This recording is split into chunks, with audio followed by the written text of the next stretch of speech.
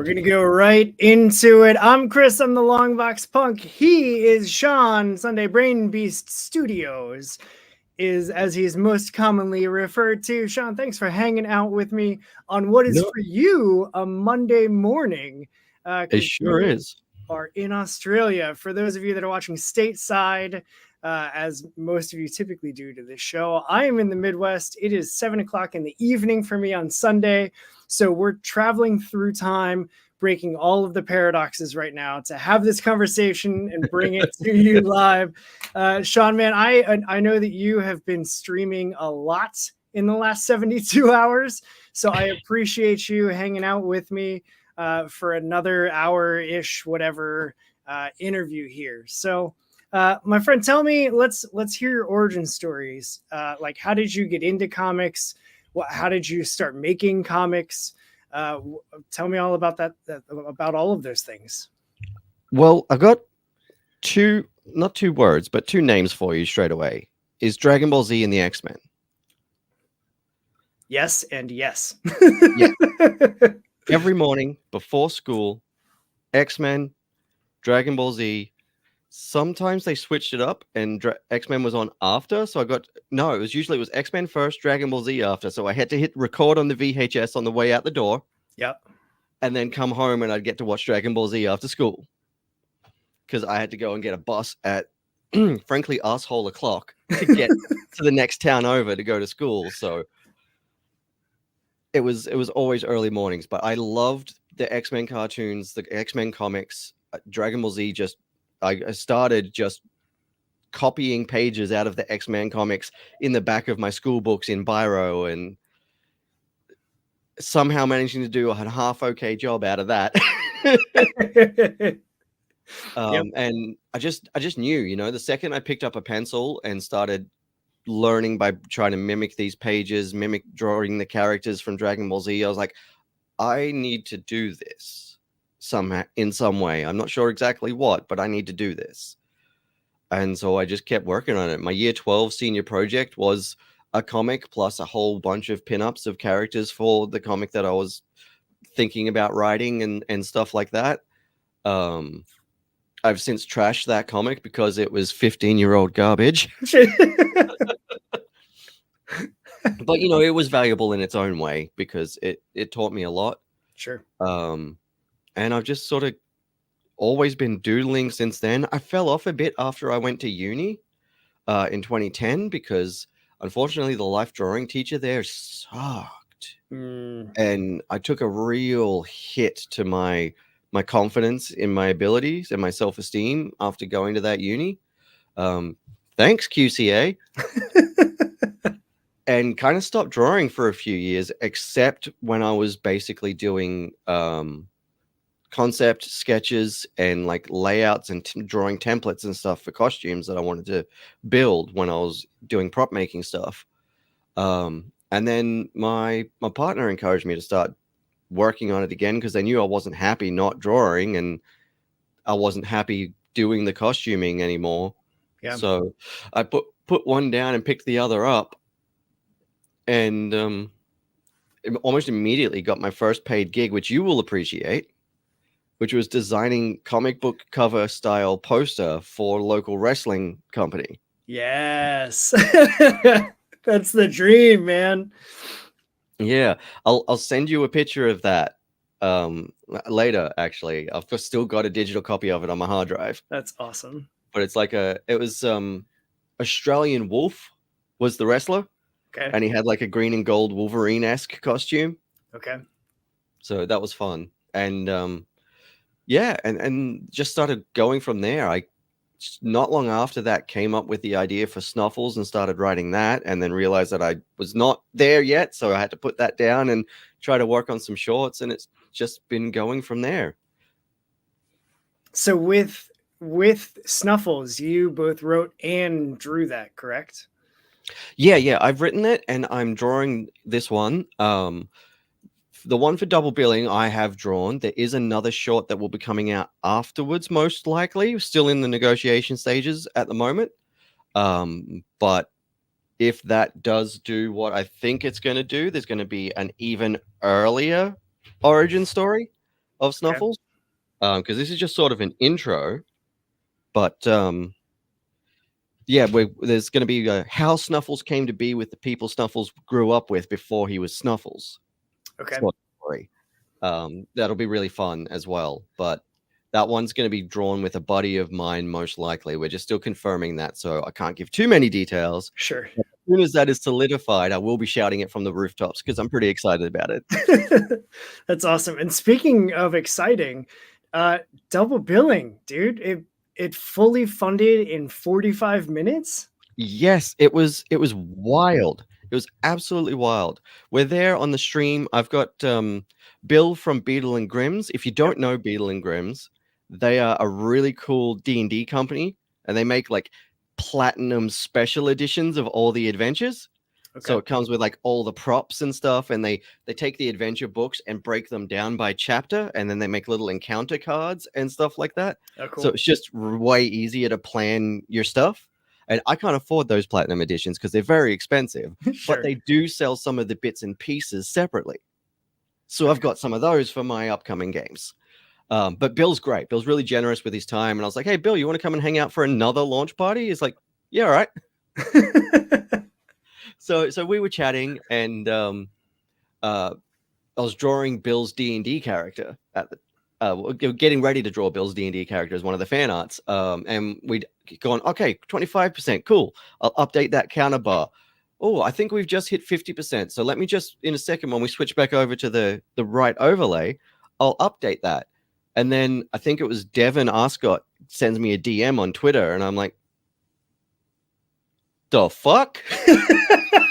I quickly go and refresh the Kickstarter page, and we'd overfunded, and then like 2 minutes after that, we'd hit the first stretch goal. That's insane. And I couldn't believe it. I was just over the moon. And then by the time I finished the stream, we were 204% funded. That's So wild. stretch goals 1 and 2 hit. It's gone up a little bit more overnight, which is great. Yeah. And we're cruising towards stretch goal number 3, which is the one that I really, really want to hit. I've been trying. I'm not sure if you're familiar with Project Big Hype, the anthology that was around a couple of years back. I don't think so. We pitched for, me and Jenny Odio pitched for volume 2. It was another origin story for a character that I wanted to do a slightly longer book of. And we didn't get in, but we're like, oh, well, we're going to try to figure out how to make this comic. I will figure out how I'm going to fund it so we can make this anyway.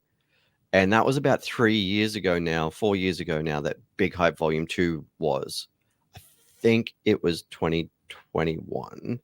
Okay. But I think because 2023 was supposed to be Volume 3, I think. And I was going to be in that, but unfortunately it had to get scrapped for various reasons. But Doug is back.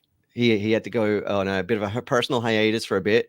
But Doug is back in force, and he's got a new book out on Kickstarter right now himself, The Loser Pool. So hopefully if that goes well, Big Hype might make a resurgence, because it was a really fucking cool book. It was like action, adventure, like all high energy anthology. That's awesome. And I really want to be a part of that. Yeah. But yeah, me and Jenny decided we're going to do it again. And I figured it out. I'm like, let's make it a stretch goal. If we can hit 2,800 by the end of the 2 weeks, which I think we've got a good chance of doing. We're $701 away. Yeah.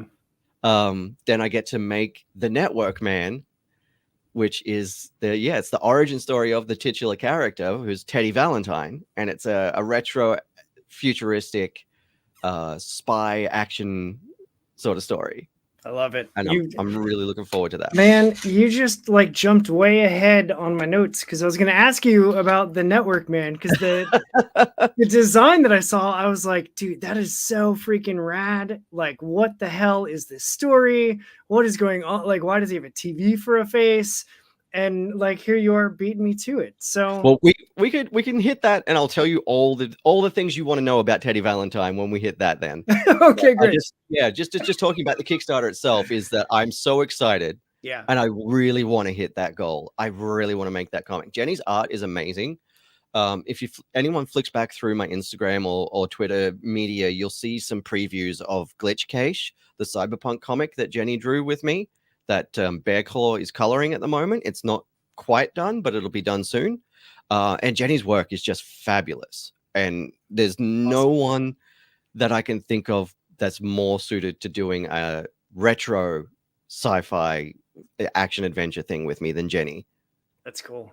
It's awesome when you find like those creative partners that you really jive with and like really work well together on stuff. Cause then once you find that person, it's like, why should like, let's just, what else can we do together? Yeah, exactly. I've had to hold myself back so many times from making more comics with Adam Markowicz until I had a chance to work with some of the other people on my list, because when Adam and I worked on The High Cost of Living, we had such a tight deadline to get ready for the webtoon contest that year, and Adam just cranked it out and interpreted my script so perfectly. The vibe was just right, and I was up until 6:20 in the morning the day we had to submit, finishing the colors. Jeez. Because I'm not as fast as Adam is. That man is lightning, man. If any of you ever want to work on like a cool noir story or a really good like horror or dark fantasy story, Adam is the man. His creature designs, phenomenal. And I will shout out actually that a comic that Adam worked on is one of the digital awards for the Kickstarter. Nice. For the digital premium and above, and that includes the physical tier. There's the Friends of Brainbee Studios digital comics bundle, and there's a comic by Frankie White, AHG, and Adam Markowicz, Broken Bear. Okay. And it is a really sick. It's right next to me, actually. I have a huge stack of comics right beside me that I'm slowly trying to make videos about for TikTok. The grind never stops. Yeah, I've been so busy with the Kickstarter, I haven't had a chance. But this is the Broken Bear cover. I've read Broken Bear. Frankie with 2 E's, right? Yeah. Frankie White. Yeah. Well, that's Adam. That's Adam. That's awesome. And okay. like the creature. What I'm talking about with his creature designs, then with the ending of the book. Yeah. So Adam and I did a horror together, which was great. That's cool. Yeah. And we unlocked the Adam Markowicz Snuffles print, which was the first stretch goal. Nice. So I'm really excited about that because it's going to be Snuffles having a moment of peace after an adventure. Yeah. So that's going to be really, really nice. That's right. And yeah, Adam is one of those people who I just keep having ideas. I want to collaborate with again and again and again and again. So if you can, do go check out Adam's Patreon, because Frankie and Adam are working on Who Killed Sarah Shaw at the moment, which is an ongoing, which is awesome. And Adam, he's been posting some of the art, like the concept art and some preview page stuff, I think, of his pet project that he's been working on, Trenchcoat Samurai. That's an awesome name. I'm normalizing taking notes during these interviews, so don't mind me. It looks like it's going to be amazing, and I might be doing a pinup or a cover or something for him for that. That's so cool. It's such a small, like, we're literally on opposite sides of the globe, and you're working with a guy whose comic I've read because I like talked to Frankie on Twitter. Like he was posting stuff about just like wanting to get his books out there, and I was like, hey, I like comics, and he was like, yeah, here, and like sent me links to everything. Frankie is great. I've got so much time for Frankie. Frankie was my first paid comics work. Oh, cool. I've got a page in Project Stylus Daydream, and that was my first sequentials that I got paid to do. Dude, I have. So you're telling me I have, because I haven't read that one yet. Because he sent me like 7 books. So I have then on my Google Drive a page of your work without having known. It's so wild. Don't mind me. I'm just gonna have a moment over here of just like, how in the heck, like, indie comics, man. Right? Like, this community is so freaking rad. And it's okay. When you see this page, yeah, that's the page before mine. Okay. So the control program annual summary, that's the page before mine. Great. Well, I'm gonna have to read that. I'm gonna push that then to my top of, because I got like an embarrassing amount of to read comics, and like trades and. I've got a bunch more over here. They're right beside my bed because they're the ones that I need to read that I just picked up. Like just last month, I went to Oz Comic Con and I got a bunch of books from friends, and I've only had the chance to read like 2 floppies of it. Yep. See, I be like there's a couple series I'm looking because I just moved my stuff around. I got some library shelves installed in the basement, and so I've been moving all my trades down to get those organized. It's not completed yet, so like I can't fully go ham and spend 12 hours like I want to organizing. But I got enough down that I could redo this shelf here of all the books that I have picked up on like auctions and super cheap clearance stuff like that. And then I've got next to me all of my floppies of like current series, of bundled series of stuff from cons that I've picked up from creators. And like those are all next to me because that's like, this is where I do my regular work. So if I have time and I can just grab a floppy and flip through it and read it real quick, good for me. But it's an embarrassing amount. And I just got into like really reading digital books. Yeah. And I haven't figured out a good way to keep track of what I've read, what I haven't read, like what I want to read. I haven't figured that out yet. So yeah, when it comes to PDFs, that's a nightmare. Yeah. But if you're not doing PDFs, Global Comics. It is the best replacement we have for Comixology right now. Yeah. And it used to be mostly just indie creators, but now Dark Horse, Mad Cave, Image, finally Vault recently got announced. I've been waiting for the Vault announcement for so long because I love Vault books, but I can't afford to buy physical books very often in Australia because they're like $6 to $9 a floppy here. That's crazy. So I mostly read digital unless I go to a con and then I've got maybe $30 to spend. I'll get one issue of something from all of my friends that are there. Yeah. Unless, some of my friends decide that they're going to be insanely generous that day. Like some of them were at Oz Comic Con last month and just throw me some trades. Yeah. Because one of my buddies there says like, hey, I accidentally started putting the wrong inscription in this book, so I can't sell it now. Do you want this one? I'm like, yeah, this was one of the 3 books that we're like trying to figure out if I could budget for. So fucking yes, I don't care if there's the wrong inscription. I just want to read your book. Mm-hmm. I just want to have it on my shelf. Right. That's so cool. So while we're on the talk of floppies, then I have some things for you. Right, Australian and New Zealand creators. Albone's Dust with Ben Stenbeck. Okay. I've only read this first issue. I need to get the rest of it. It's so hard. It's so good. It's a really cool sci-fi one. I love this one. This one isn't on Global Comics, I don't think, but I think you can get the digital on like the Kindle store. It used to be on Comixology. So this is Beautiful Canvas by Ryan Lindsay. Oh, Black Mask. Yeah. Yeah.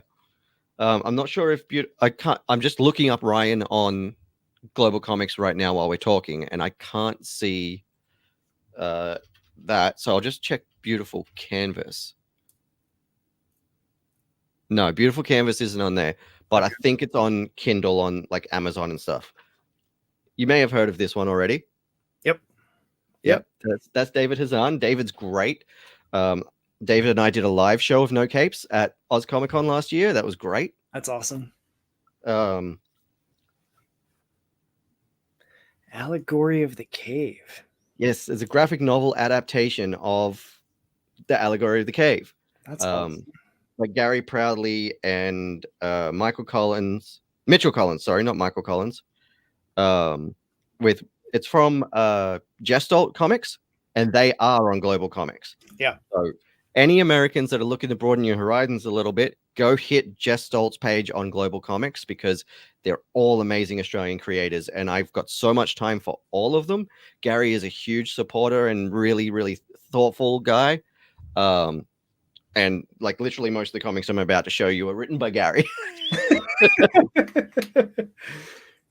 Talgard is a sword and sorcery anthology book, so it's got a bunch of really cool creators in it. Yeah.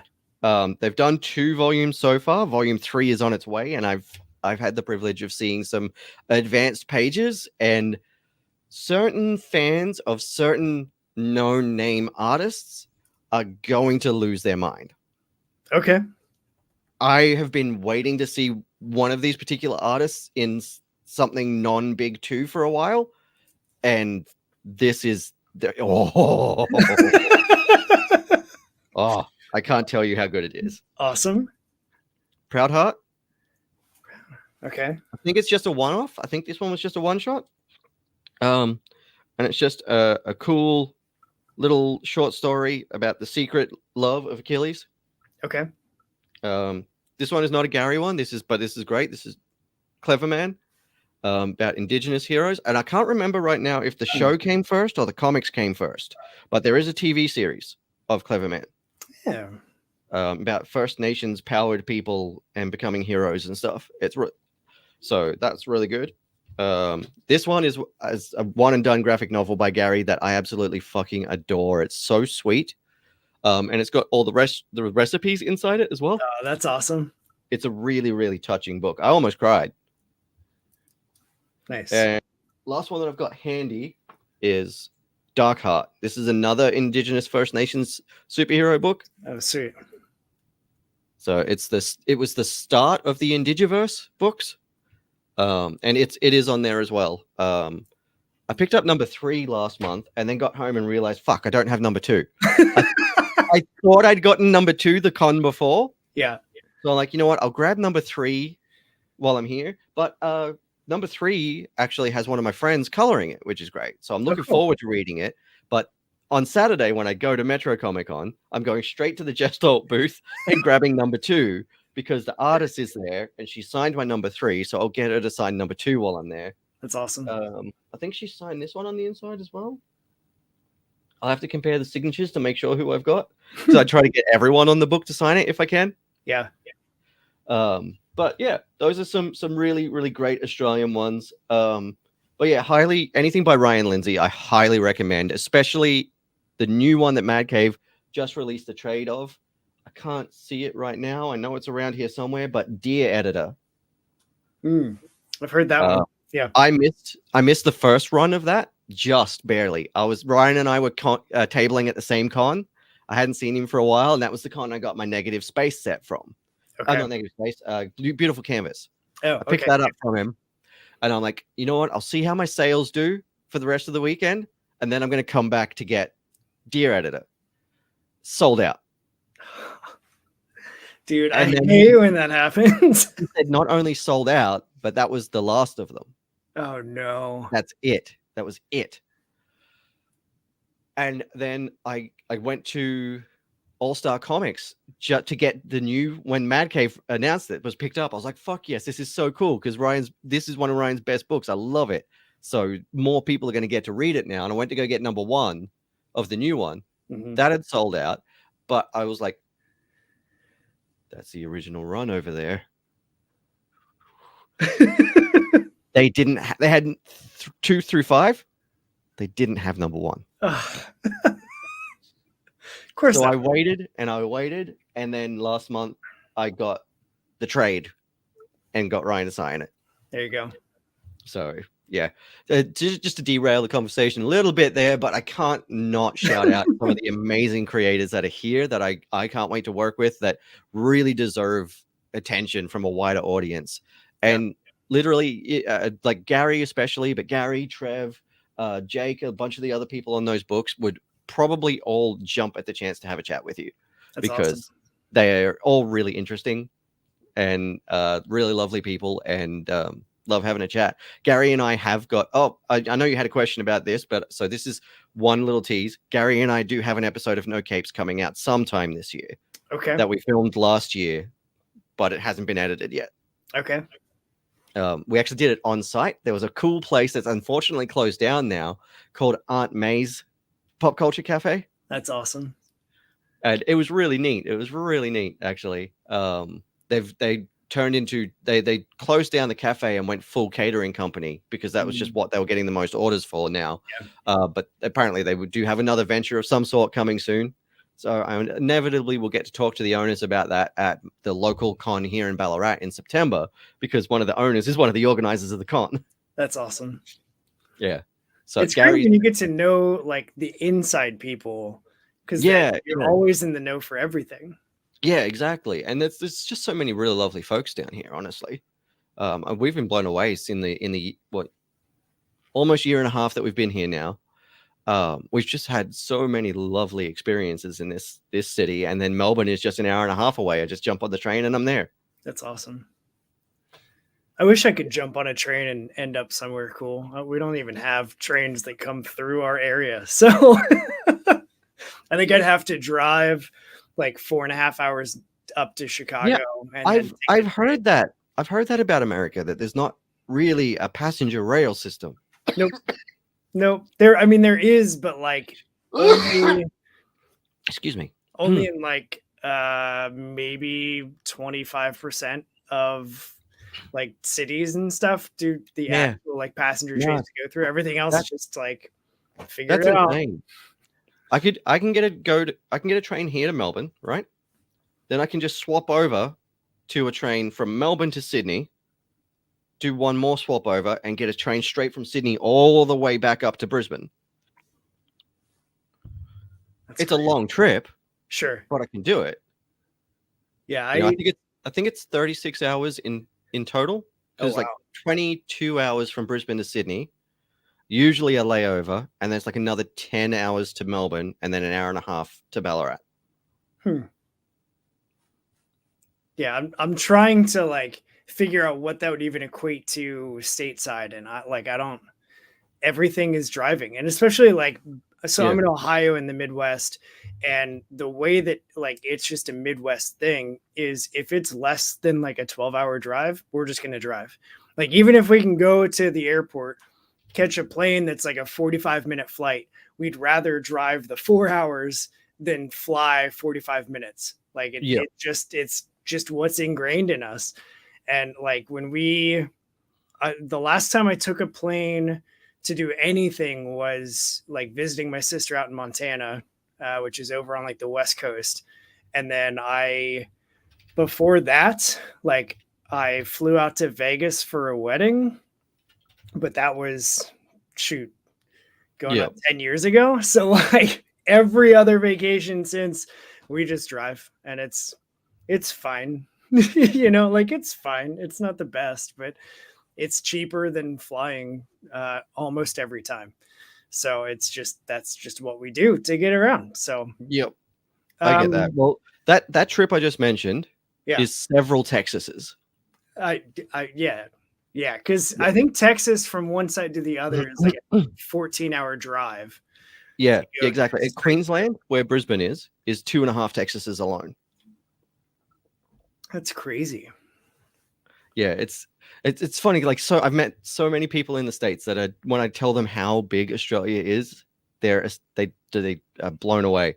Yeah. Like, I think when I looked it up a little while ago, the entirety of New York City fits in this like central CBD urban area of Melbourne, Jeez. not the like outer suburbs and everything, Yeah. just the central part. That's crazy. Because you guys build up. Yeah. We build up in the center and then out, so that we've got nice big yards and stuff like that. Yeah, I mean the closest like major metro city for me is Cincinnati, and even Cincinnati is like it's really not that big of a city. I think total there's maybe like 7 million people, but that's like downtown metro and the surrounding like the surrounding neighborhoods of the downtown area. Yeah. So it's the biggest small city is what a lot of people say about Cincinnati is. It Yeah. feels like a big city, but it's really not. So you Yeah. can walk, That's, north to south in maybe a half an hour. yeah. That's pretty much what Ballarat is. It's technically a regional city, but it's the third largest city in the state. Oh wow. Okay. Now how But is and this is just completely not anything about comics. How because I don't know, like is Australia broken into provinces? Is it states. states? Okay. Yeah, yeah. We've got states and then we've got councils. So each city has its own council. Okay. But sometimes some of the suburbs have smaller councils if it's a really big city. Like Brisbane there's a suburb that's technically a suburb of Brisbane called Logan, but Logan is also used to be its own city, so it still has its own council. Okay. But yeah, it's mostly down by states. How many states are there in Australia? Oh, I got to remember that now. I can't remember the number offhand. See, you have the setup to be able to quickly 6. all that. There's just 6? Yeah, they're Wow. just massive. Okay. So it's like the provinces in Canada. I think there's 5. There might be 6, Yeah. You can drive for a day and still be in the same state. That's insane. in some of the states in Australia. I was just looking at it here. What state are you in again? Ohio. Yeah, I thought so. Victoria, where I am now, is 2.1 times larger than Ohio. Okay. That's so wild. Yeah, so Ballarat, I'd say Geelong is probably closer to Cincinnati, but Ballarat's not far behind it because Geelong is another regional city. Yeah. But it's a bit more built up and it's right on the ocean, so it's got like a nice marina and stuff like that. Okay. Nice. Yeah. So following in line, we're connecting dots here. So following in line with the Australia trivia, I have four. I have 5 questions that I just want to quickly. I want to try a new thing. I've been watching a lot of old reruns of like late shows where they just did whatever the hell they wanted to, and Yep. it's just gold. And I was like, you know what? I kind of want to try this. So I have 5 questions, and I'm just going to ask you 5 questions. Don't think too much about them. The name of the thing is quick hits, so just whatever comes top of brain. Have you visited 42 Wallaby Way, Sydney? No, I've been in Sydney, but I don't know where that is. I don't either. It's the Finding Nemo address. Right. That makes sense, but no, because unfortunately, for the last 14 years before we moved here, we were in Brisbane. Okay. And that's like a 16-hour drive to Sydney. Got it. So I do not get to Sydney very often, even though I love Sydney. I love visiting Sydney. Okay. All right. So here stateside, at least like 20 years ago when Foster's beer first came here, everybody said Foster's is Australian for beer. Is Foster's Australian for beer? In the 80s, it was. Okay. Great. But these days, especially, each state has its own beer that is okay. Australian for beer. So Brisbane, like Queensland, it's 4X. Whether that's gold or bitter, they've got a few other fancy ones now, but it's that. But honestly, they're like the Bud Light of Australia. They're shit beer. But craft beer in like microbreweries and stuff are huge here now. I can think of like 4 different microbreweries in Ballarat, let alone there. And we've got like 3 or 4 different gin distilleries and 2 whiskey distilleries in Ballarat now. One of those is also a gin and vodka distillery while the whiskey is aging. Okay. So, Victoria has VB, Victoria Bitter. Okay. I think Tooheys is the New South Wales one. That's what my dad drank a lot of growing up anyway. I can't remember what the South Australia one is or the Perth one, but they've got their own. Okay. But yeah, each state kind of has its own version of that now. But in the 80s / early 90s, Foster's was very popular. Got it. Great. Do you eat shrimp on the Barbie all the time? Nobody eats shrimp on the fucking Barbie. And we don't call it shrimp. It's fucking prawns. Okay, great. But people eat prawns at Barbies. Okay. But we eat them cold. Yeah, so like just cooked but cold. Okay. Yeah, shrimp prawn cocktails are really popular here, but also just like if we do cooked prawns, it's only like it's king prawns, like the big fuckers. Yeah.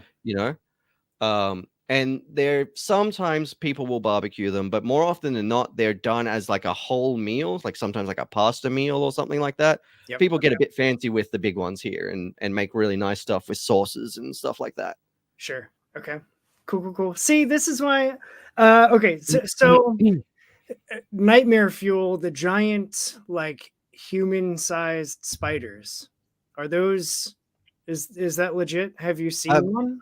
Look up the article that was just floating around like yesterday of man lets giant huntsman live in his house and tells us why. No. Yeah. What?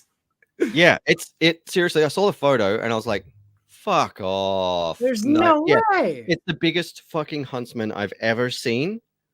It's I think I didn't see where he was from, but it must have been New South Wales or Victorian huntsman because they're slightly different. There's slightly different breeds of huntsman, which is the most common house spider, you know, here. Most common big house spider. They're not particularly venomous. They're not particularly aggressive. It will hurt like shit if one does bite you, but if you don't poke at it, it's mostly going to leave you alone. Okay. But they are creepy as fuck when they're galloping across your wall. What? They don't scurry. They fucking gallop. Sometimes you get a huntsman big enough that you can see its little toes. No. And I don't. Okay. they run like fucking face huggers, man. No.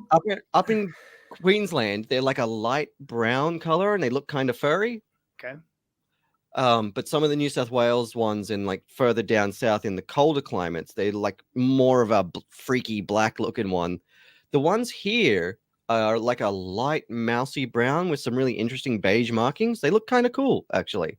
Okay. I still don't want it in my house, but I can look at a picture of it and go, that looks kind of cool. Okay.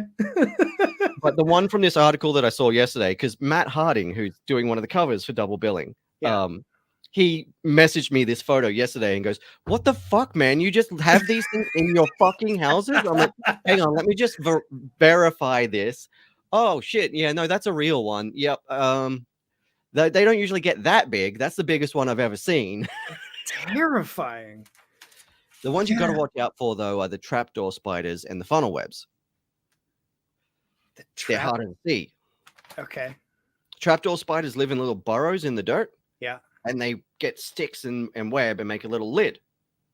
Oh, okay. And so they go and grab what they're trying to eat.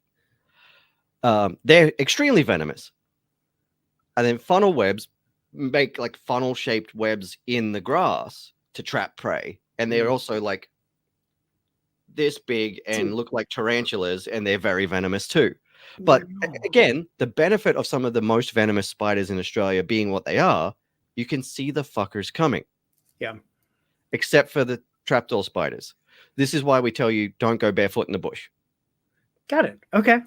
Yeah, because again, if you're not being a dickhead and you don't like step on its trapdoor, you're going to be fine. Yeah. But also, just in case, if you're in an area where Queenslanders, they're pretty common. New South Wales, they're pretty common. I'm not so sure about down here because of how cold it gets. I haven't bothered looking it up because I just don't go barefoot in parks in the bushland. Sure. If you're in an area where you know funnel webs can be, just don't go barefoot outside is the thing. That's smart. In your backyard, you're usually fine. But if you're outside of that in a park or, a forest trail or whatever, yeah, just don't be barefoot and you're fine. Same with most of our snakes. They're not particularly aggressive. Yes, they can kill you.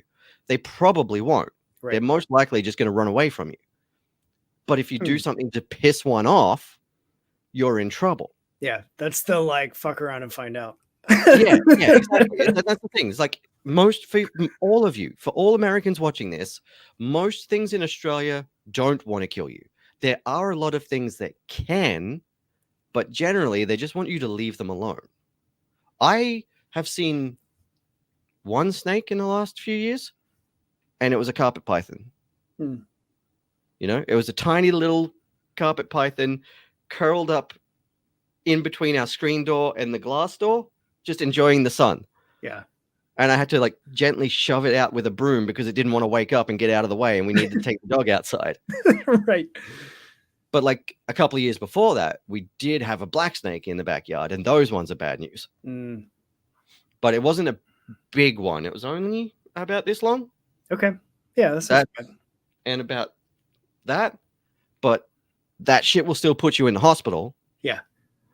But it's when they're like this thick around, that's the ones you want to watch out for. Got it. And I've been charged by one of those. Oh no. 2 of them actually at the same time. It was terrifying.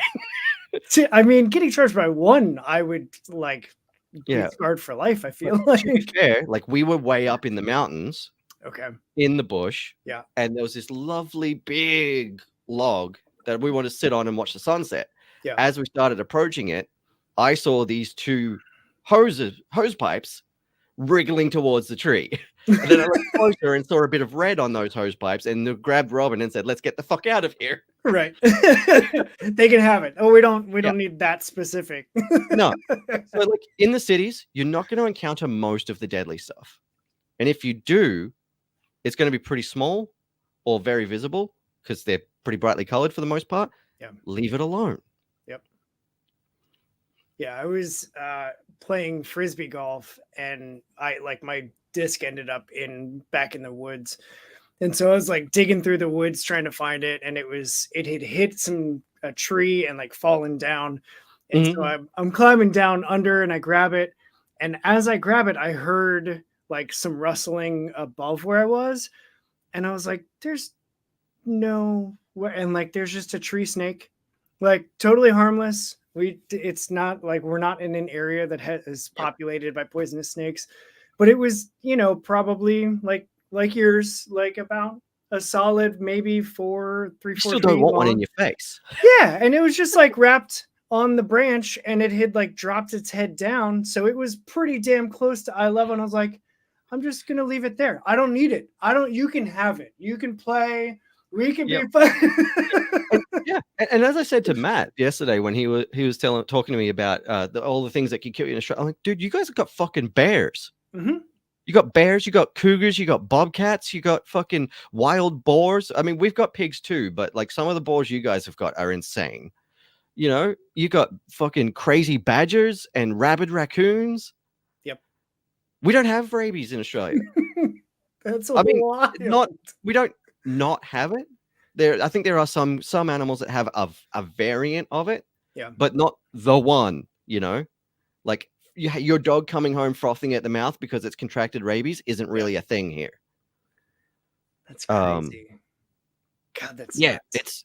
It's wild. Like the amount of times I've seen videos of bears invading kicking someone's door in. Yeah. Yeah. And just raccoons popping out of someone's ceiling. We got possums. Okay. And some of our possums get about this big, not including the tail. Okay. But they don't get as big as raccoons. Yeah. And they don't get as big as badgers. And generally, they're not going to go you. Again, unless you walk up to one and let it climb you. Right. Right. Don't be an idiot is basically. Yeah. Or if you see one above you, don't go and stand underneath it. Yeah. Because that's great.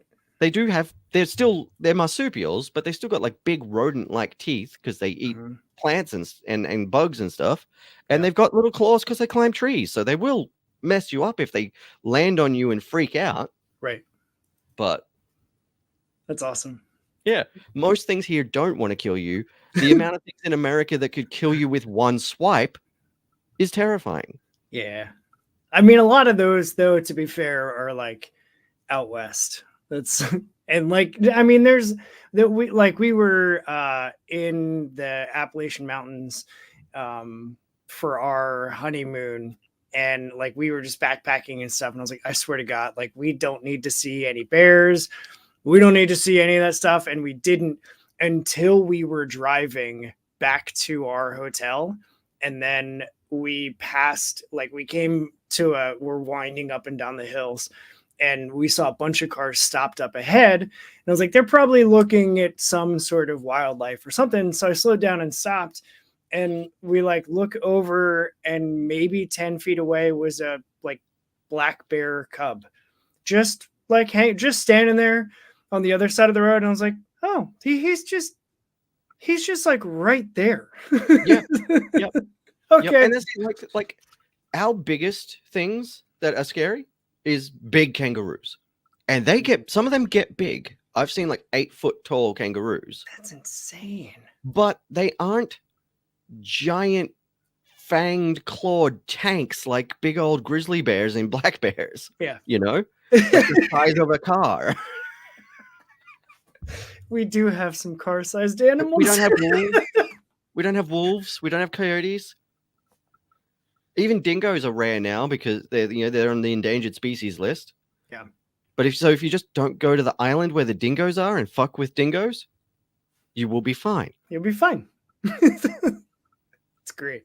That's the lesson for this whole interview. Just don't fuck around and expect You to won't not find find out. Look respectfully. Yeah. Especially, oh my God, I've seen this too many times. Don't touch any octopus. Please. Don't touch any octopus that you see at the beach, especially if it's got colors on it. If it's colorful, don't touch it. Run away. Just walk away.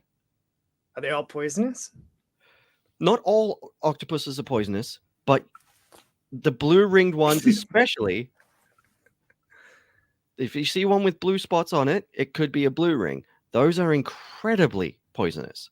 Okay. Like a small one can put you in the ICU poisonous. Jeez. Don't touch it. Got it. Pick up cone shells either.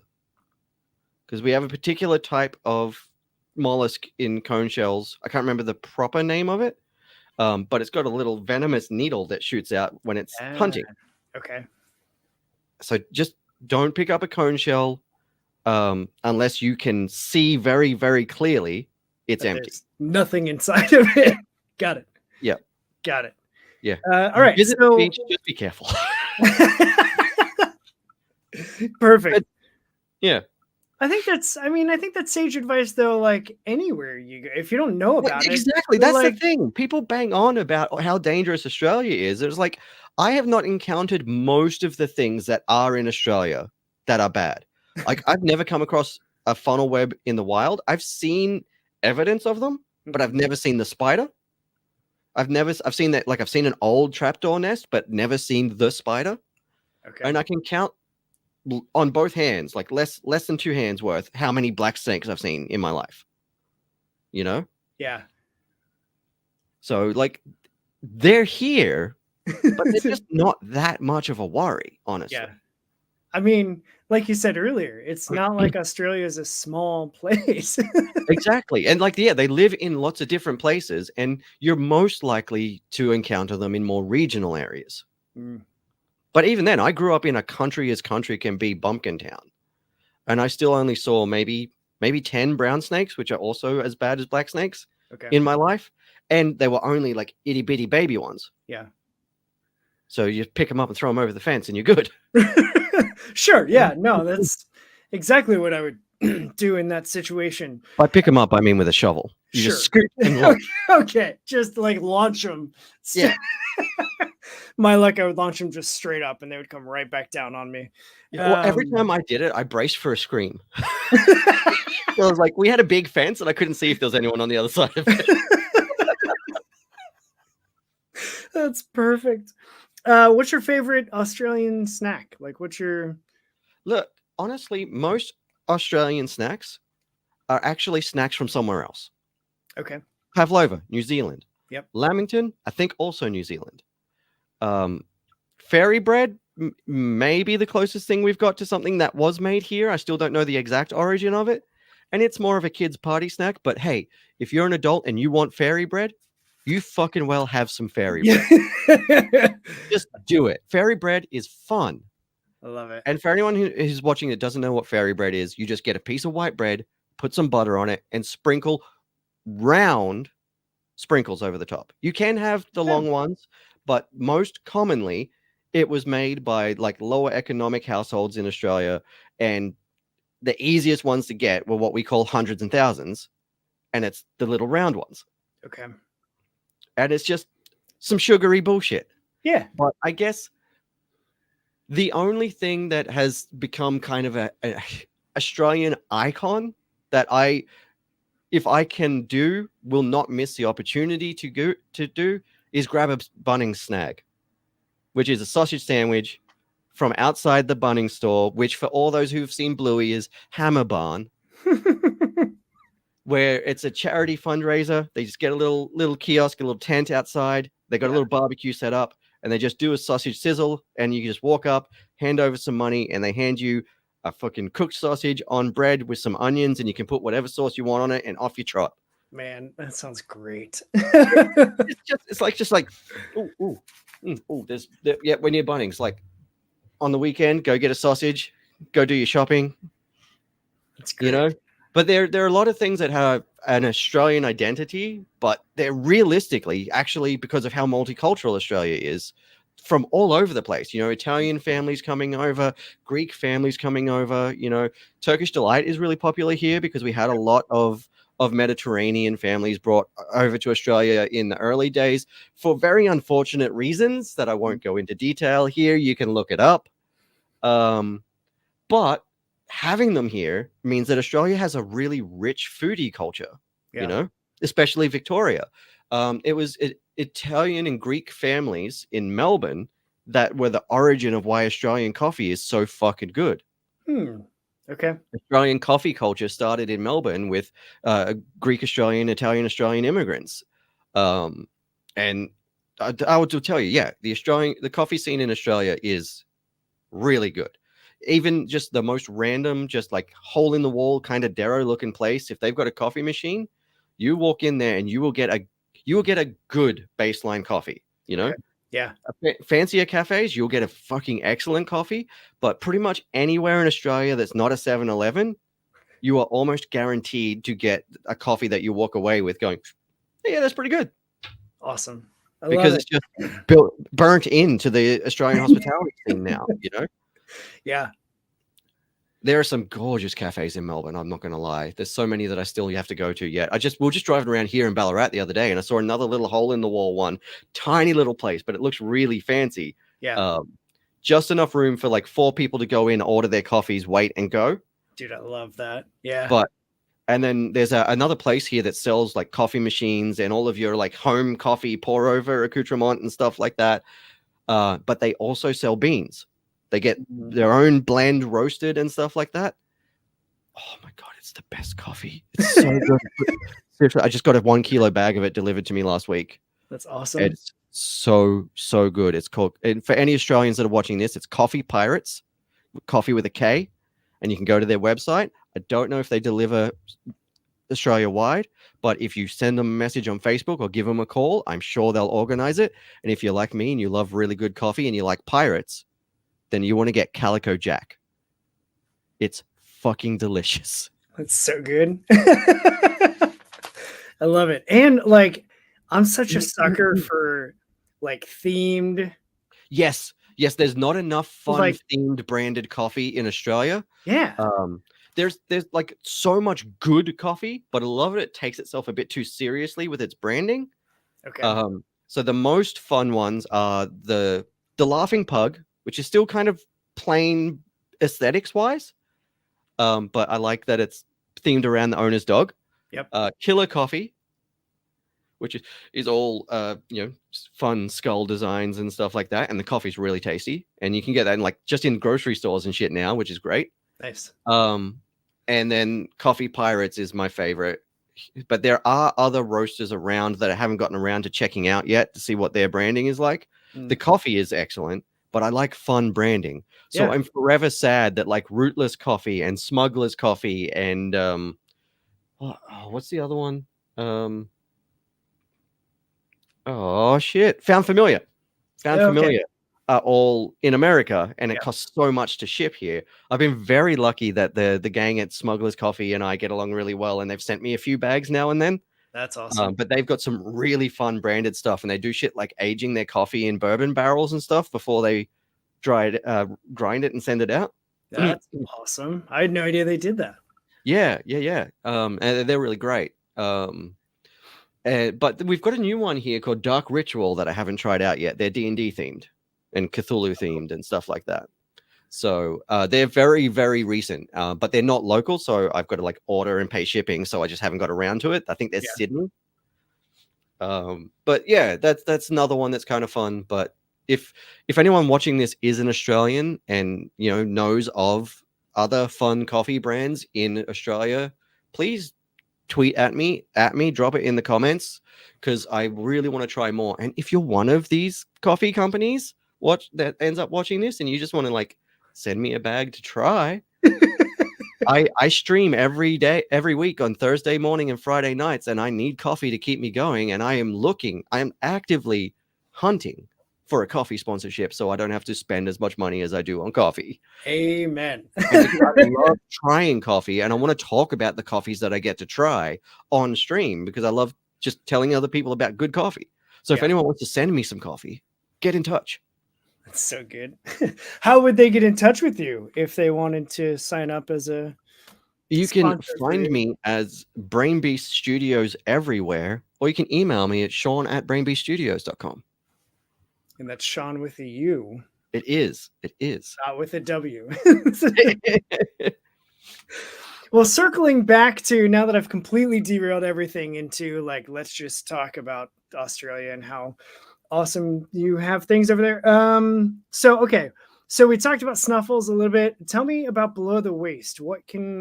As a backer, what can I expect when I read Below the Waist? Okay, so I was talking to Saurabh from the comics.one the other day, and I sort of asked Saurabh, what movies or other media in the horror genre would you say is most like Below the Waist? And Saurabh said that if you like Happy Death Day, okay, you'll like Below the Waist because of how earnest it is in the world and the story that's invested in, while also it's a comedy. It's a dumb joke. I'm not going to lie. When you read it, you're going to probably crack up. And if you've experienced the thing that the punchline is, you're going to do one of these. Awesome. But the story takes the horror very seriously. It treats it as if this is 100% an intense, nasty thing that's happening, but it's also it's a comedy. It is a horror comedy, but at its core, it is an exploration of toxic masculinity and the false bravado tough guy culture here in Australia, and it's a very much a piss take on that. Great. But it started out just as a silly visual joke that I wanted to do as a creature feature short for YouTube. Didn't have the money to make a monster costume. Sat on that for a while. Then it's like, hey, I can make comics. What am I doing? Let's make this a comic. Yeah. And so it's because I can draw, at you. yeah, exactly. So because I can draw, my bad joke is your problem. Right. Perfect. Yeah. So if you like silly jokes, but also like horror that does take itself earnestly, it's not like doesn't take itself too seriously, you know what I mean? Yeah. But it is earnest about what's happening within the world. That's what that short story is going to be. Great. I love it. Do you find yourself leaning towards like writing in specific genres, or good question. I don't think so. Like if I was to rattle off all the different projects that I've got in various stages right now, you'd be like, what the fuck?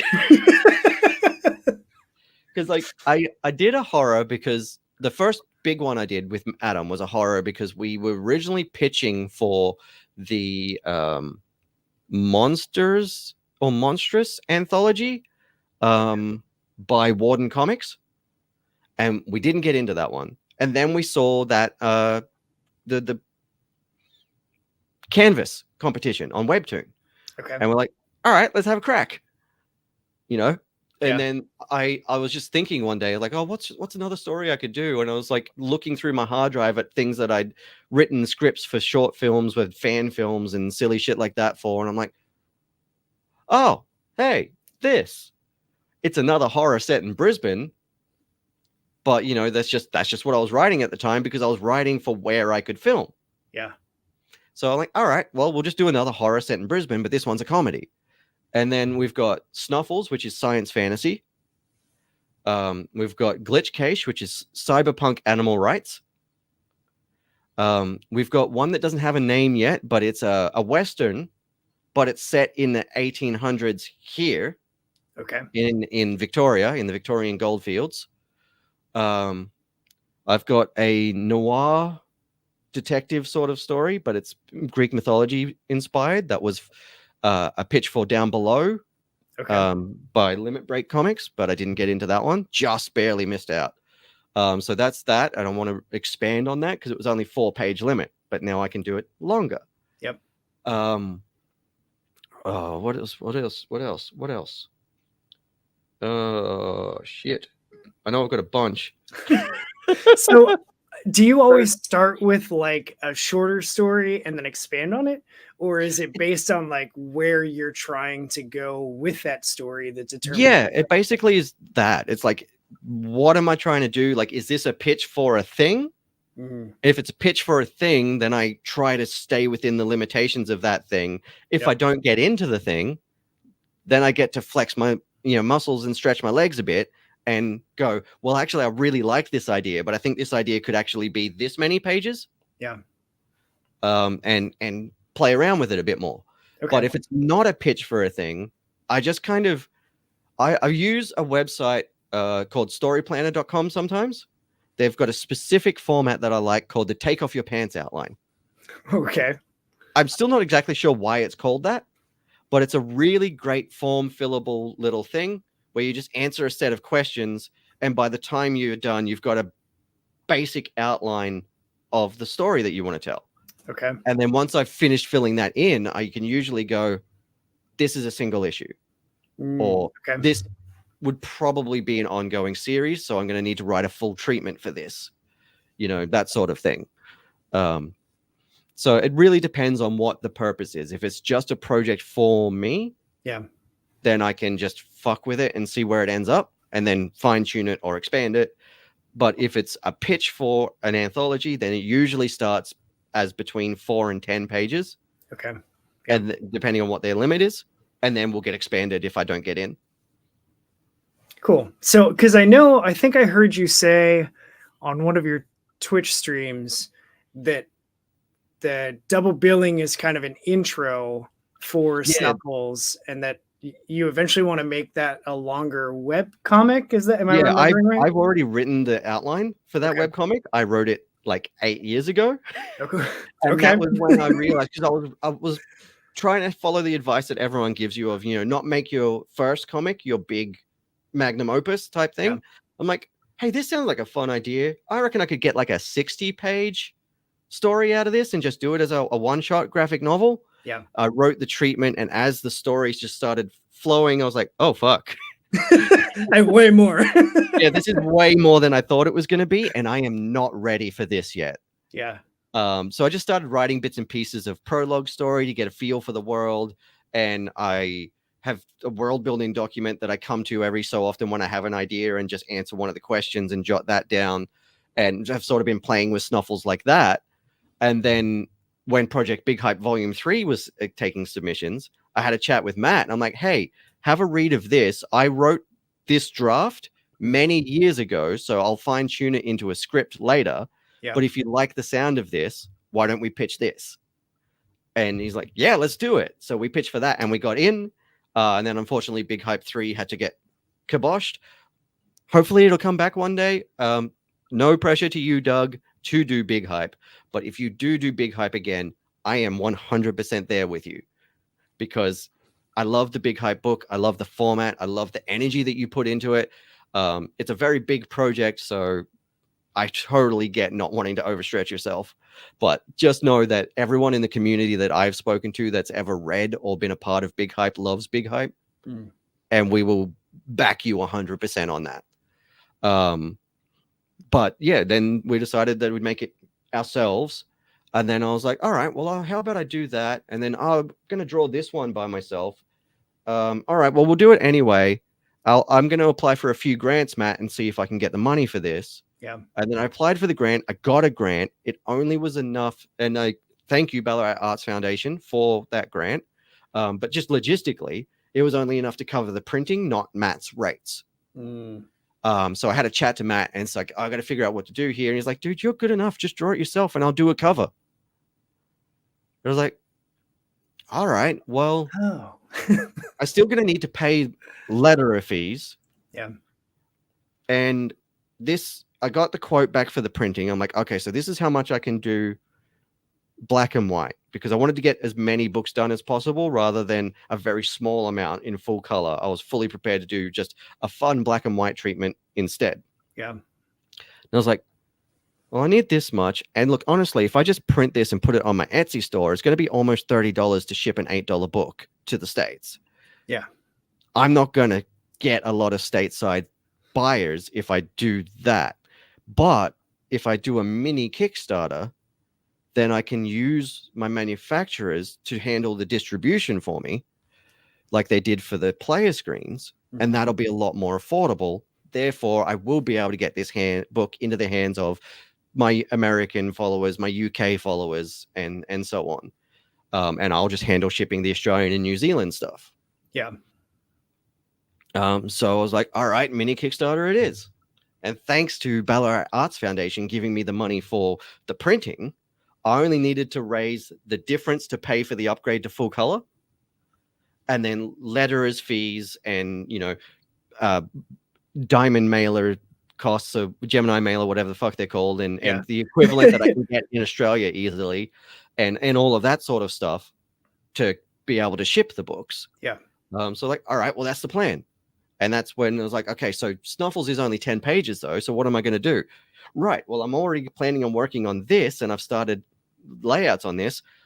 Let's put them together, because it was a couple of years after the Vault double features had come out. Yep. And I was like, the Nightfall books. I was like, why don't I do something like that? And then if it succeeds and people love it, then maybe it could be a recurring project.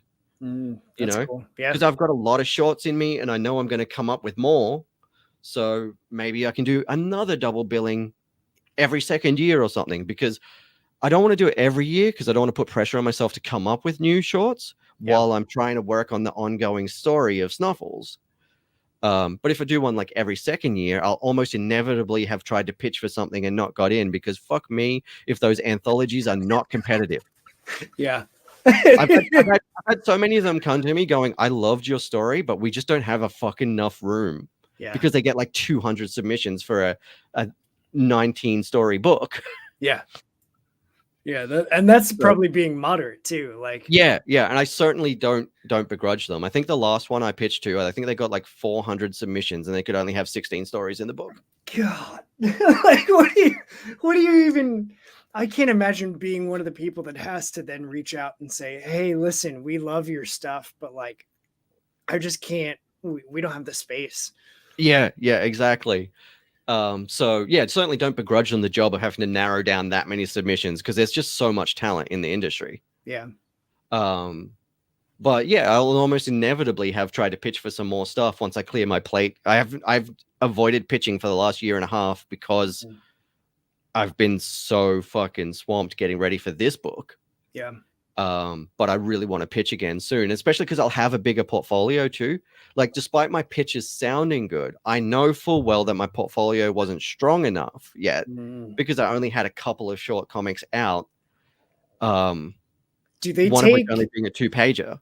Do they take your body of work into consideration when they're just reviewing a pitch? They definitely do, because they ask you to include portfolios for all of the team members. Okay. So they can make sure that the book is going to be as strong as it can be with all of the different teams involved. Yeah. And so, like, an untested writer with only 3 short stories to his name, even though my pitch might have sounded really good, I can definitely see not being as much of a sure thing as a writer with a couple of actually published books, or at least like 5 to 10 shorts that are bangers already out there. Yeah. So by the time I can start pitching again next year, I'm going to have this out. If we hit stretch goal number 3, I'm going to have the Network Man Genesis out. That's a working title at the moment, by the way, for anyone listening. I haven't decided if that's going to be the final title for it. I'll figure that out as we work on that story. Yeah. but since it is an origin story, I felt like Genesis sounded kind of neat. Yeah, I mean, it's pretty universally Yeah, known. Like if you're talking about the genesis of something, you're talking about the beginning of it. exactly. The Cowboy short should be out by the end of this year, and Glitch Cache is almost done. I've already got the black and white version fully lettered and everything. Once I get all the colored pages back from Bear Claw, I've just got to send Tobin a little bit of money to do some edits to make the lettering color instead of black and white, and then that's going up on Global Comics. Nice. So, you know, like I'll have at least 10 stories, I think, in my portfolio by the time I can start pitching again in the new year. Because once I've finished the book and send it off to the printer, I have to start on the commissions for all the backers. Yeah. So my October through February is booked. Yeah, you have just a few things going on. Yeah, because for the first time ever, I'll be doing physical commissions on Bristol. Oh, nice. That's so rad. I don't know where this one is at, but because you know, just the way the schedules and things happened with me moving, I'm not sure. But you may or may not see this somewhere soon. This was a cover, a variant cover I got approached to do for Worlds Away volume number 3. But I couldn't do it in time for the Kickstarter. But Damien has it, so it's maybe going to end up in back matter somewhere or something. So just keep an eye out. You might see it. You can see my finished colored version on my website. Damien gave me the logos and stuff, so I could do a trade dress mock-up for my portfolio, and it turned out pretty good. But I don't know what they're doing with it, but they've got it, and they can do whatever the hell they want with it. I'm just glad I got the opportunity, you know? Yeah. It's just cool to have that in my portfolio. Right. But yeah, I'll be doing commissions like that on Bristol board for the first time ever. And as of Saturday, the initial 6 of those that I had available, 5 had been backed. That's crazy. So I added 2 more, because I was originally giving myself 10 commission slots before the Kickstarter for that October, February block. I got 1 of those booked, and then I decided I was going to do the Kickstarter. I'm like, I'll see how that goes. And since that was so popular day 1, I'm like, all right, well, I'm just going to close the rest of those commissions and not do the other one, and just add 2 more to the Kickstarter. So that's 8 total available for the Kickstarter, plus the sketch covers, which will sort of round out to another commission of the same detail. Yeah. Because of the sheer volume. And sketch covers are going to be a lot less detailed. But, you know, once I've done a few of them, that's kind of the equivalent amount of work. Sketch cover is going to be about this, maybe a bit more detailed, depending on how I'm feeling. Okay. Just kind of a looser, fun, cartoony style. Yeah. I mean, it's a sketch cover, right? Like, it's not a full... Exactly. It's not a full commission. And this is my first time doing sketch covers, but I'm excited about it. So I'm going to keep it a nice, basic, loose style. Black and white, maybe a couple of, like, dynamic lines of color for funsies. Yeah. But yeah, like a bunch of those, like 10 of those, is going to be about the equivalent amount of work of 1 full detailed physical commission. Yeah. So I'm like, let's just stop it there.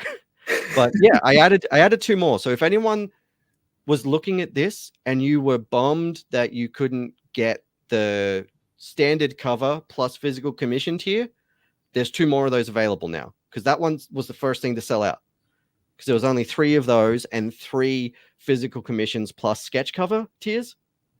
There's 1 of those left, and now there's 2 more of the normal cover plus commission tiers. That's awesome.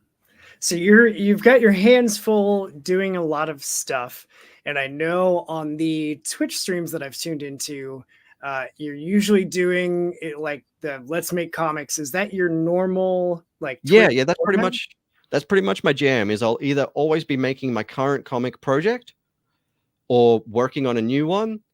Or if I'm not working to a deadline like I am right now, then I might just be fucking around doing some fan art or whatever. But it'll always be an art stream. And then Friday night streams, depending on how I'm feeling, after I've done art for a couple of hours, if I still feel like going because chat's hanging out and stuff, I might fire up a video game for a little bit for like the last 2 hours. But that I usually get too in the zone and I just keep drawing all night.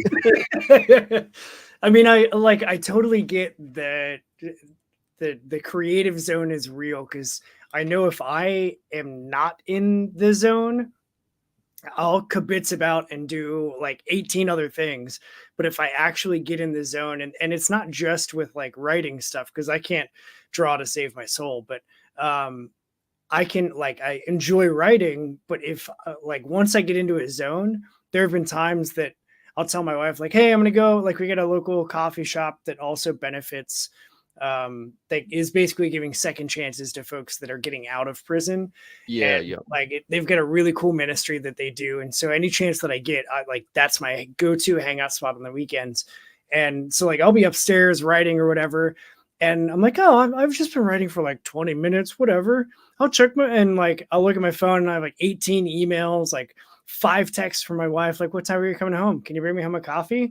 Well, now it's lunchtime. Can you bring me home a sandwich too? Can I still get that coffee there?" And it's like, oh God, I just disappeared like 3 hours of time, because yeah, you get in that zone, and it's yeah, like, yeah. especially, Especially I'm not sure about yourself. I think I've seen you mention something about it though. But myself, with my ADHD, yeah, time blindness, and hyperfocus, yep, it's her real. fucking day can just vanish. Yeah. Yeah, and honestly, like that was my today, was I was like, okay, I should be getting the rest of their shelves installed, and like I've been waiting on these for so long that I was like, I just need to keep taking small bites at a time, and then eventually I'll feel motivated and I'll do a whole bunch all at once. Well, Yep. today was my whole bunch all at once, and like I was going up and down the stairs and carrying stuff and throwing stuff, and at one point, like I was looking at my wife and I had a stack of books that I'm carrying downstairs, and I looked over at her and she just like looks up over her phone. I was like, "Sorry, I'm in the zone. I just gotta." She was like, "I know, you just gotta go. Just go." I was like, "Okay, love you." And just kept going, and then it was probably like 5 hours that I worked on it, and Yep. it was that same like, okay, well now, shoot, I gotta eat, and then we gotta do the thing. Yep. Yep. 100%. I totally get that. Yep. So, all right. Well, here's the thing. But ask that. Cool. That looks like that's the end of my questions. So instead of just like hanging up on you, at the end of every interview, I do like to just open the floor for you as the indie creator that I'm having on, to just say whatever it is that you've got on your heart, on your Yeah. brain, if you will. It doesn't Yeah. have to Yeah. be about your book. It doesn't have to be. It could be about bananas. Like whatever. I don't care. It's your time. Yeah. Yeah. Well, I know that you wanted to talk about No Capes a little bit. And so I Yeah. do have an answer for you, in that there is new No Capes coming this year, but it's also technically old No Capes. Okay. I filmed an entire season just before and just after we moved last year. And then that was when I realized, oh, fuck, my hands are too full. I don't have time to edit this. Got So it. No Capes is going on hiatus for a while until I can find money or someone can offer to help me out. And very generously, one of my Twitch friends was like, hey, I'll help you get the rest of those episodes out. That's awesome. And so they've been spending a bit of time for the last few months working on those episodes when they've got free time. And so the rest of that season will be out sometime this year. And I'm very excited because there's some of my absolute favorite people on this season. Leslie Julian, Devin Arscott, Jimmy Gasparo. Actually, did I already put out the Jimmy episode, or did we just record it? I think it was this season that we recorded it. Fucking hang on. I've immediately mental blanked myself now. Of course. Yeah. I put you on the spot. So David Disanaika from Vault Comics. Okay. Yeah. Came on and we talked about Barbaric. And Heather Antos, had a lovely chat with Heather. So I'm really excited for all those episodes to actually get out there. But as far as new content for No Capes goes, I don't know. It is coming back. I love that show, as you can see. I love that show, and I'm very proud of what I achieved with it over 4 years. But I have enough time that I can dedicate each year to recording now, not enough time to dedicate to editing. Yeah. And because of what I'm trying to achieve with the show, I can't do it live anymore because I can't deal with last minute cancellations because of time zones and stuff. Yeah. When I'm trying to be super considerate and deliberate about my representation and diversity on the show. Because the first season I did live, and I think part of season 2 I did live. And if someone had to cancel last minute, I could go, hey, I need a guest tomorrow. And I could throw a rock in any direction and hit someone who looks just like me. Yep. And they were all lovely people, but it doesn't really provide a lot of space for me to do what I was trying to do with representing the whole of the indie sphere, which is very diverse and a lot of marginalized communities, just disabled people, neurodivergent folks, also disabled, but a different, different types of disabilities, different types of ethnic backgrounds, different types of gender identities and sexual orientations and all of that sort of stuff. There's so many cool people doing cool things. So I decided I was going to take it offline, not live anymore, and deliberately hold space for people as much as I could. I love the live format. I do miss doing live chats. But I decided since that's what I was trying to achieve, that's what I was going to do. Yeah. But that means that I can block out a bit of time to record, but then I've got to edit, and now I don't have the time to edit. So until I can afford to pay someone, and Patreon was just not doing it for me, I was not even getting enough to sit down for an hour and record and pay myself for my time, let alone pay someone to edit. Right. Unfortunately, it's just on hiatus for a while until I can figure that out. Well, there is, for what it's worth, have you heard of Fiverr? I do know Fiverr, yes. Okay. Because I know I used to work with a bunch of creatives, and we did I did a handful of like video shoots and editing and stuff like that. And some of them also had, offshoot side projects, freelance work that they were doing. And one of the guys swore by Fiverr of like, yeah, I can find a video editor on there, send them the files, pay them $50, and then I get my, hour-long video edited, cut like I wanted it to, and I give them parameters, and then they do what I want, and send it back. And I was like, dude, I don't know if I trust people that much to that was my thing. It was like I've got a very specific vibe for the show. Yeah. And it's like if I'm getting people to edit, I don't want them to just trash the bits that they cut out. Because I want to be able to use that for back matter and special content. Yep. So I need someone that I can talk to about my needs and be very specific, because then when they send me the edit, I can watch it and then just make an executive decision at the end and be like, oh, actually, I would like that piece in the episode. Let me just move that up back into the timeline. Yeah. And that sort of thing. So I've got to find someone that I can do that with. And like I said, there might be someone on Fiverr that can do it. I don't know. But that was my main hesitation in looking at Fiverr, was like, sometimes you get what you pay for.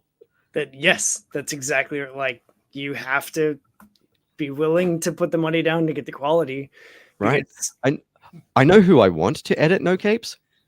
And they're a dear friend, but much outside my budget. They're so incredibly worth the rates that they charge. They're a TTRPG, an actual play podcast, and like stream producer. Okay. Aram Vashin.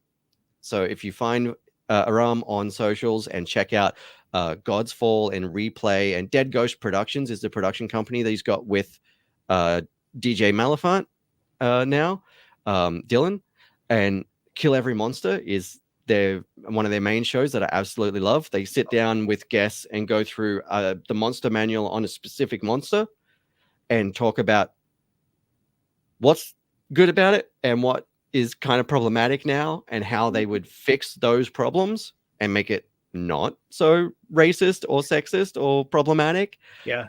And then the second half of the show, they do an actual play encounter with the new way of doing that monster. Okay. And it's just so good. And the audio production and everything on it is so impeccable. And if I had enough money to just have Aram on retainer, I fucking well would. Yep, I get it. Yeah, yeah, That's cool. yeah. So anything else that's been floating that has come up that you're like, oh, this is a thing that I want to make sure people hear? Yeah, that's a good question. Honestly, I mean, like, look, I stream Thursday mornings at 7 a.m. Australian Eastern Standard Time and Friday nights at 7 p.m. Australian Eastern Standard Time. If we are mutuals on any kind of social media, come and fucking hang out.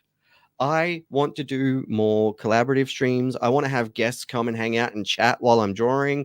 I want to do more art jam streams. I'd really like to do like a big art jam once a month with like 6 guests on screen with me and we all draw on the same canvas.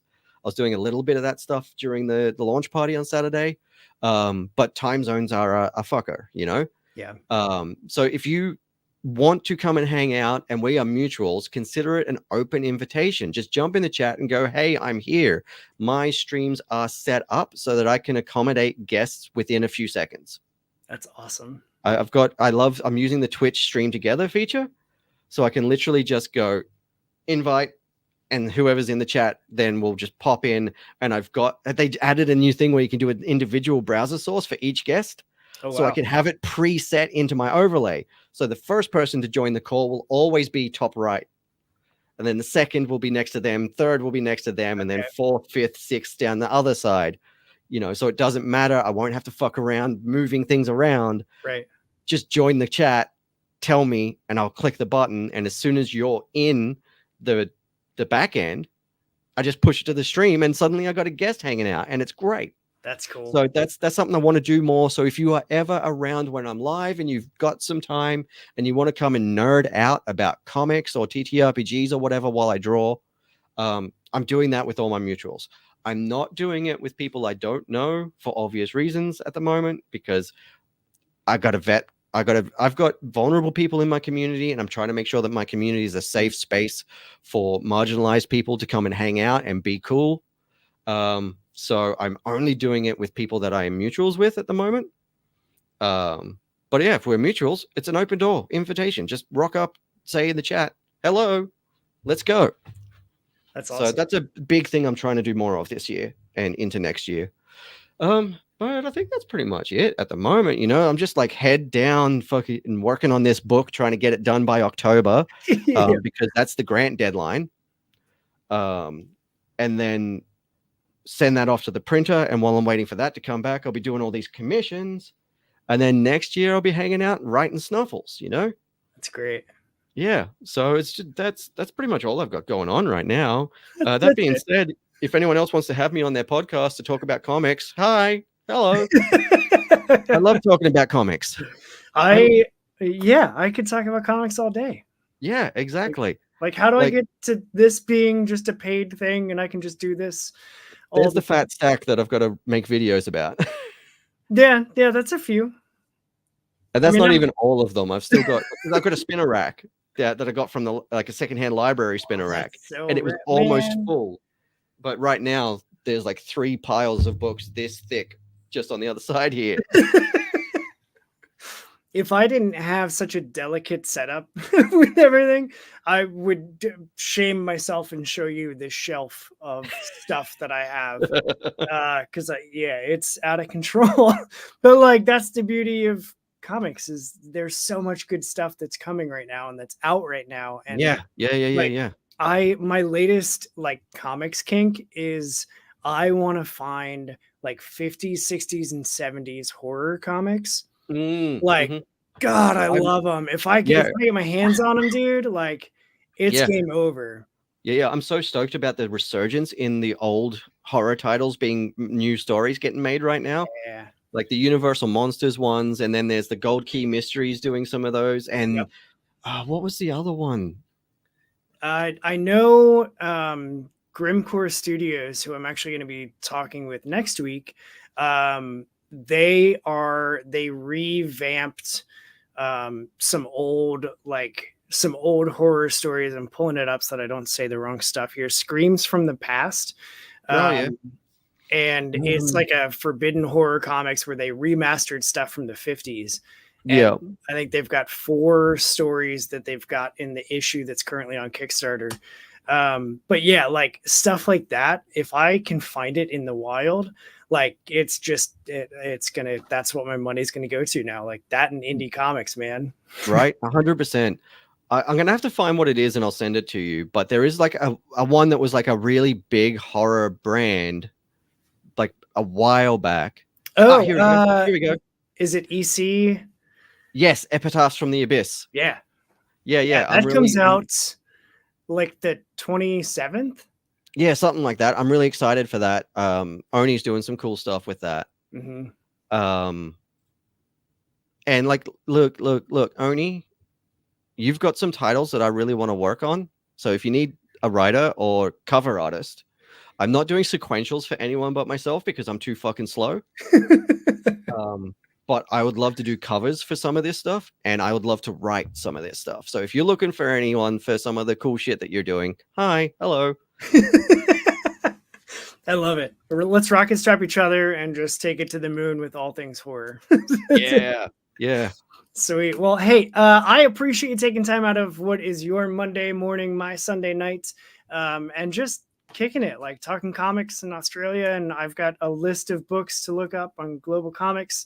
Thanks to you, so that I can expand my horizons and get exposure to some of the other creators that are in your neck of the woods. So thank you for sharing all of that stuff and adding a new flavor and another continent now that I have interviewed with, which is just awesome. Like, yeah, oh yeah. I mean, first I threw just a wall of Australian punk and ska at you. so much, which is great because I still listen to a lot of it. Yeah, I was just going as soon as I started going through for a couple of suggestions, I'm just like, oh, and then there's this one, and then there's this one, and then there's this one, and oh, and I just found this one while I was looking for this one. I'm like, nah, I got to share it. Yep, I love it. Yeah, keep on sharing because ska's good all the time. All the time, ska is good. It is, and I'm still dying to go see Area 7 in person. They performed a couple of weeks ago. I didn't find out until like 2 days beforehand, and it was in Melbourne, so there was no way I could do it. Yeah. But yeah, I need to figure out how to keep my antenna up for smaller shows.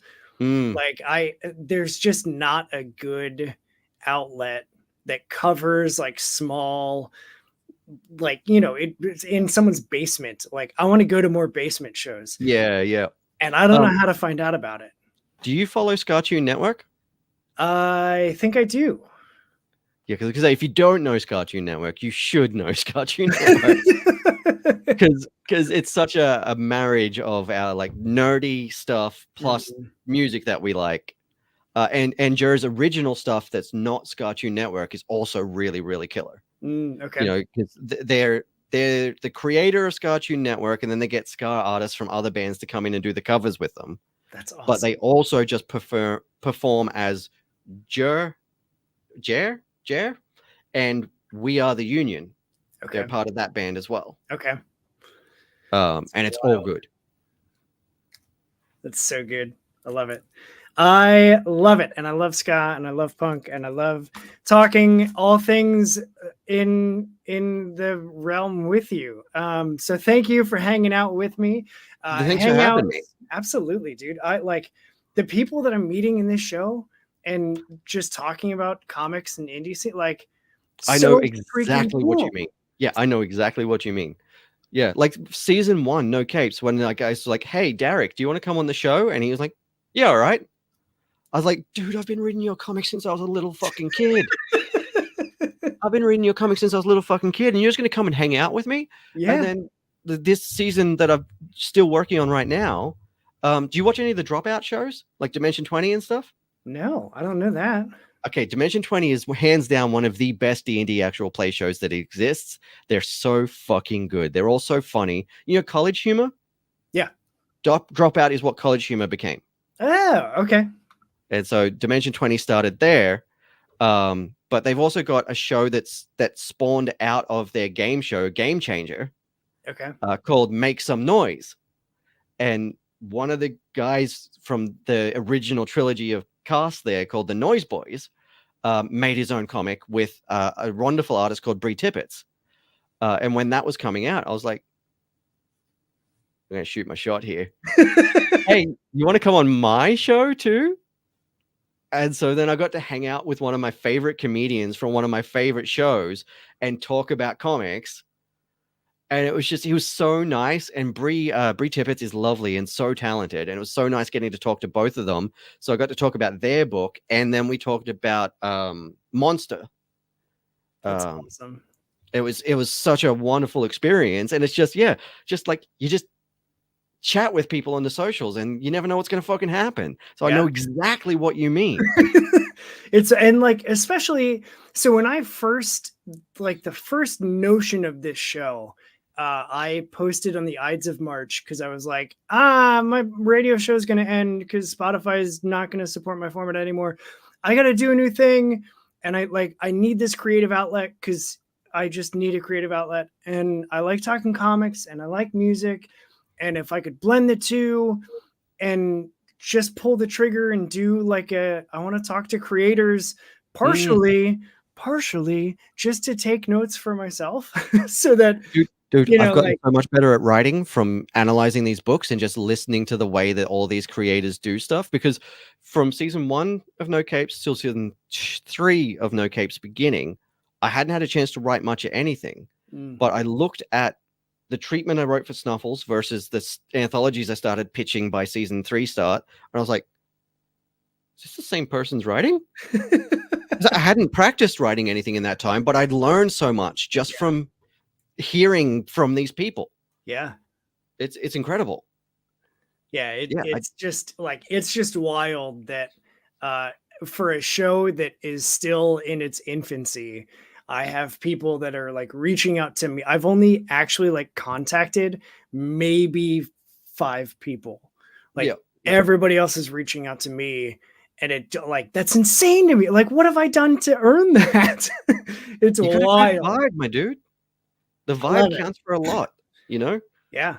Creating a space where people can feel safe to come and talk. Yep. You know, like when I started No Capes, I knew that I was going to have to protect my audience, you know, like I was making a platform and therefore I had a responsibility to my community. Yep. So I did a bit of research on the bad actors in the industry and preemptively did some hardcore blocking. And in 4 years, I've never had a big problem with certain sides of the comics industry. Yeah. Never run into it because they don't have access to me or my community. And then that sort of enabled me to be able to be like, hey, you, the people I really, really want to talk to, this is an okay space for you. You can be cool here. Right. And that vibe counts for a lot. And you're doing a good job. Well, I appreciate it. All right. Well, let's end on that love fest, shall we? Thanks for hanging out. Hang tight after I click end stream. I have logistics stuff that I want to run by you. Yeah, easy peasy. But that's he has been Shaun, the Brain Beast Studios. Tell people where they can find you again. You can find No Capes on @NoCapes Show on YouTube. And you can find everything else I do at Brain Beast Studios in some way or another on all socials. Or if you want a direct link, just go to brainbeaststudios.com because it's all linked at the bottom of the screen on the front page. Love it. Super simple, super clean. Way to be brand identified. Well, I'm going to wrap things up instead of doing the Midwestern goodbye thing. And what's a good podcast without a closing line? So that's going to do it for this interview, punks. Now go do the good thing for you and read some indie comics. Hell yeah. And then we dance until it ends. And I don't know if anybody ever sees this.